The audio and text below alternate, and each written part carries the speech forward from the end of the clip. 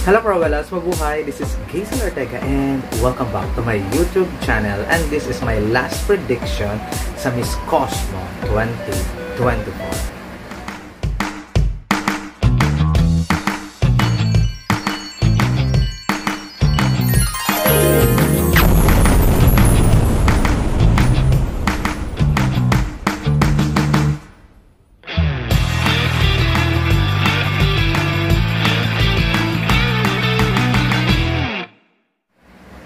Hello, good morning, good afternoon, good evening. Anong oras man kayo nanonood sa akin ngayon, marami pong salamat. Sa mga hindi pa po dyan nakasubscribe, please subscribe to YouTube channel Gazel Ortega Cruella in Pageantry, and click the notification bell para updated kayo when it comes na maglabas ako ng aking mga video. At ngayon ko na ilalabas ang aking final prediction sa Miss Cosmo 2024. O, diba? At kasi bukas na ang pageant at finals, ang coronation ng Miss Cosmo. I'm so excited na talaga sa mangyayari. Kasi, syempre, inaabangan natin to kasi kalaban, natin, maganda ang magaling ang ating kandidatang panlaban dito. My number 20 sa aking listahan, Miss Cosmo, Brazil. Si Miss Brazil, although na hindi kagandahan yung pero medyo malaki yung bulto niya, yung build ng katawan niya.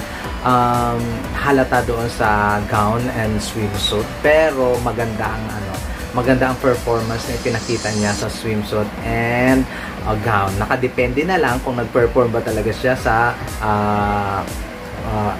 closed door interview para umabot siya sa top 20. But still, Brazil sa aking top 20. My number 19 sa aking listahan, Miss Cosmo, Chile.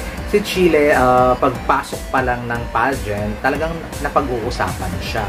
Pero nung preliminary, mula nung pagdating niya hanggang preliminary, mukhang nawawala sa contention yung Chile. But, si Chile ay nagbigay din ng magandang performance nung preliminary at hindi naman pakakabog. So, hopefully, I expect na aabot talaga din siya hanggang sa maging semi-finalist.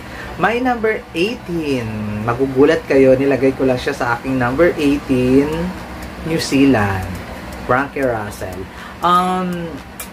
Kita naman ninyo yung performance, guys. Sabihin man natin maganda, Diyosa, pero yung body niya, yung body structure niya, hindi ko gusto. Yung kanyang pasarela ay too weak, hindi nag-match sa ganda ng gamit, sa ganda ng mukha, hindi nag-match doon sa performance niya.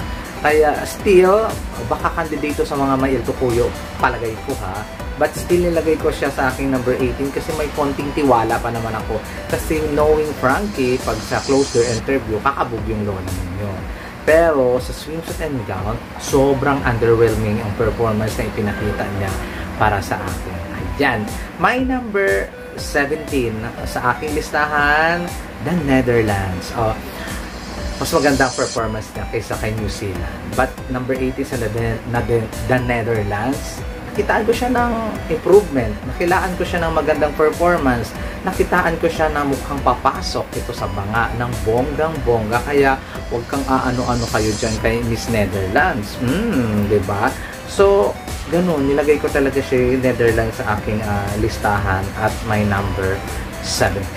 My number 16 sa aking listahan, sino nga ba ito? England. Napunit yung listahan ko. Miss England, number 16 sa aking listahan. Actually, nag-perform siya. Maganda siya. Underrated.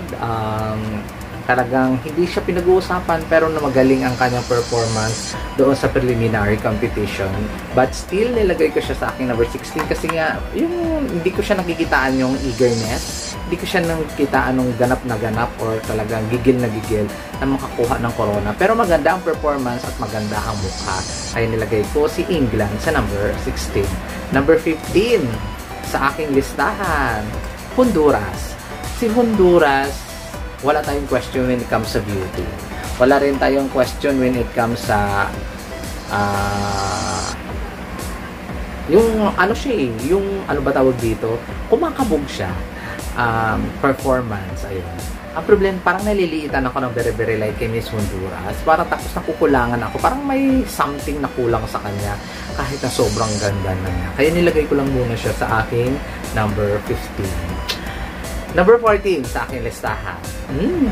Guatemala. O, diba ang baba ni Guatemala sa akin? Guatemala, ang ganda ng mukha. One of the prettiest face dito sa kompetisyon ang Guatemala. Pero parang nakukulangan ako sa performance niya ng preliminary. Parang underwhelming ang performance. Pero okay naman. So far, so good. Pero dahil maganda ang mukha niya at pang pinag-uusapan siya, ipapasok ko siya sa aking number 14.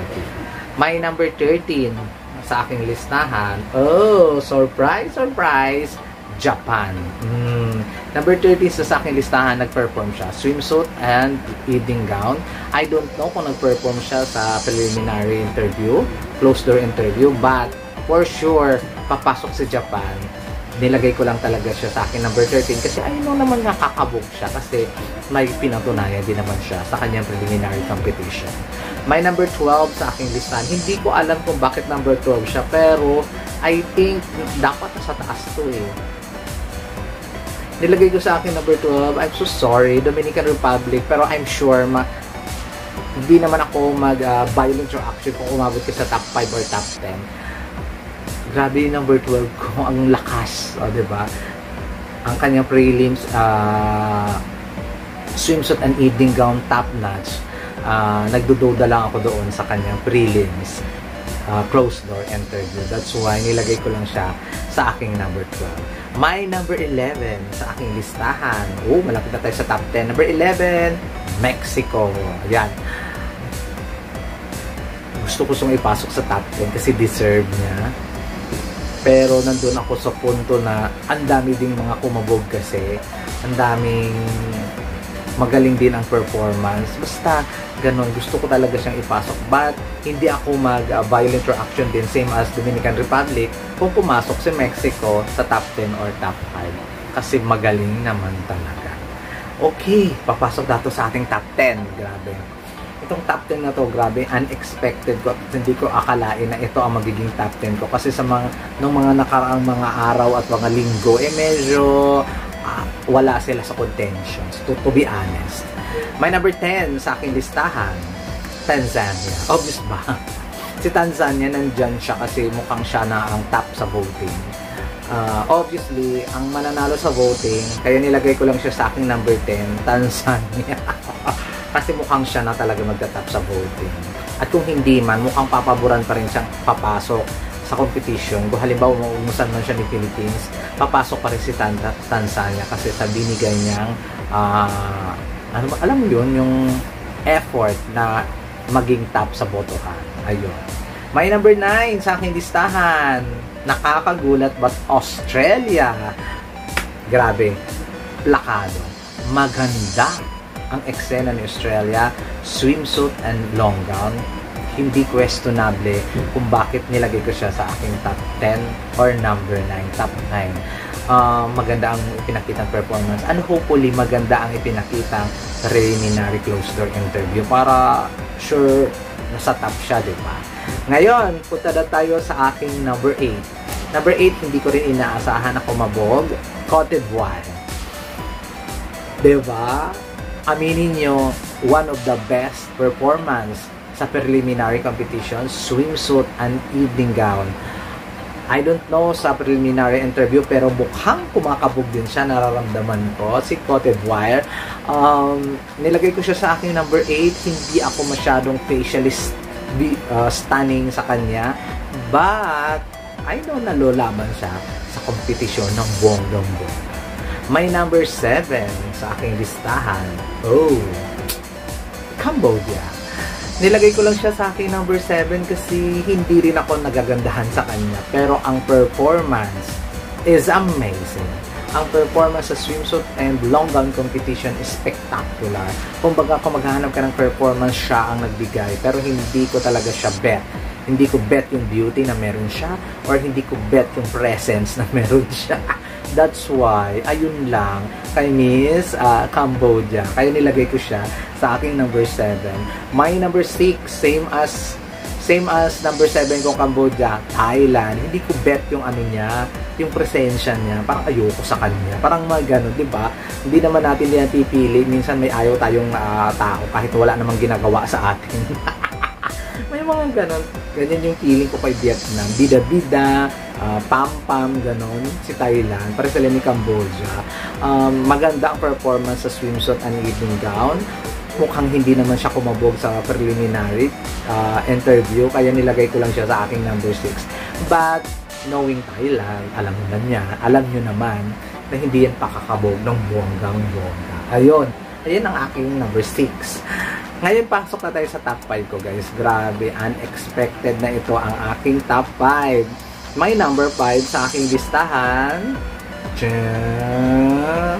Indonesia. Indonesia, ang ganda ng performance sa evening gown. Sa swimsuit, okay na sana. Kaya lang umarte pa yung lola mo. Muntik pang natapilok.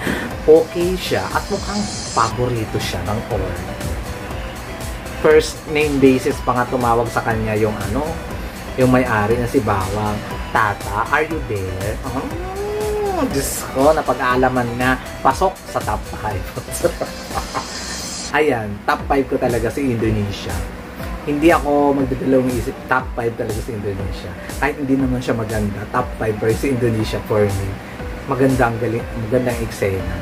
At yung fans talagang pack Indonesia.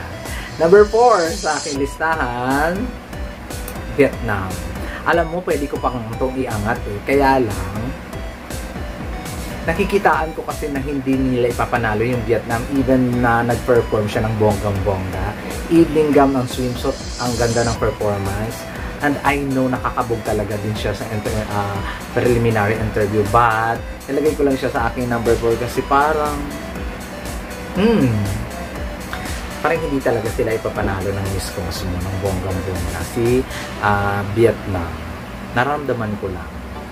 But, still, top 5 is top 5. Number 4 sa aking listahan, Vietnam. Number 3 sa aking listahan, hindi nyo akalain na ina-number 3 ko siya, USA. I love it. I super love it, Miss USA. Mukhang kakabog talaga siya hanggang sa dulo. Magandang performance, long gown, and swimsuit. Hindi niyo pinapansin kasi hindi siya nahahype. Pero for me, kumabog siya ng bonggang-bongga at mukhang aabot talaga siya hanggang sa dulo. Si Miss USA sa number 3. Yes! At ito na guys, ang aking number 2 sa aking listahan. Wala nang kontra. Number 2, Peru. Ang galing. Para sa akin, siya ang nag-perform ng pinaka-the best sa preliminary gown and swimsuit. I don't know. Siyempre, doon tayo, magbabase tayo sa, magbe-base din tayo doon sa preliminary interview. Hopefully nag-perform siya ng bonggang-bongga. But for sure, after the preliminary competition, Peru is one of the best. Talagang masasabi mong, oh, this is it. Si Peru lumaban ng bonggang-bongga at ayaw magpaiwan. That's why Peru at my number 2. At syempre, wala nang iba. Wala nang kakabog pa. At mukhang siya na ang tatakngalin, Miss Cosmo 2024. May number 1 sa aking listahan, B. Atisa Manalo. Take note, my spring. Swimsuit competition, slay. Diba? Take note, nag-turn pa siya. Take note uli, my spring. Long gown competition, slay the performance. Hindi ko masyadong bet yung gown. Nagiging honest ako, pero the performance, the face, makikita mo sa mukha ng walang hesitation, walang kaba-kaba, walang iniinda na sakit. That's why Atisa Manalo is my number 1 sa aking prediction. Talagang ipinakita niya doon yung delikado siya doon sa sapat niyang ginagawa niya. Gusto niyang manalo, gusto niyang makoronahan. Grabe, super queenly. Miss Cosmo, sasayangin ninyo ang Atisa Manalo kung hindi nyo ibigay sa kanya yung corona at magdadalawang isip ba kayo. Grabe, amazed ako sa eksena ni Atisa. Kahit na hindi ako gandang-ganda doon sa gown na, but grabe yung pagdala niya sa gown, grabe yung makikita mo yung eagerness niya na maipanalo ang competition. That's why, grabe, goosebump, Atisa manalo sa aking number 1 sa Miss Cosmo 2024. Ayan guys, ang hirap mag-predict, di ba? Akalain mo na marami palang magagaling na kalaban itong si Atisa. Akala mo dati nung umpisa siya lang ang magaling, pero ngayon nakita naman natin ang mga pa-eksena niya. So ayan guys, ang aking final prediction, and hopefully matupad ito ng bonggang-bongga. The Atisa manalo is Miss Cosmo 24. Itagaman yan sa liig ni Michael Correndo. Charot lang. Ayan, maraming salamat po. Ang violent reaction ninyo, comment down below. Ilatag din ninyo kung sino yung gusto ninyong manalo. At saka yung views and opinion ninyo, comment down below din kayo. So, there you go guys. Maraming salamat. This has been Gaysa Ortega. At hanggang sa muli, at hanggang sa pa-live natin bukas sa Miss Cosmo 2024. Go Atisa, go Atisa, go Atisa. Paalam!